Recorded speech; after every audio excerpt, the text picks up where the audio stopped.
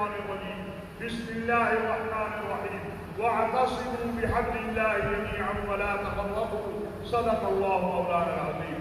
أيها المسلمون والمسلمات، أيها الإخوان والأخوات، كما قال الله تبارك وتعالى: واعتصموا بحبل الله جميعا ولا تفرقوا.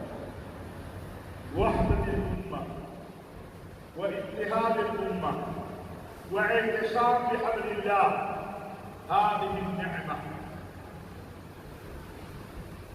هذا ضبط الأمة المسلمة في المصائب والمشاكل، في الحزن والألم.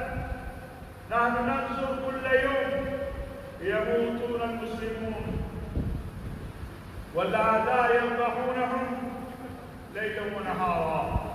فما هو الحل؟ حل الوحيد هو الاتحاد والوحدة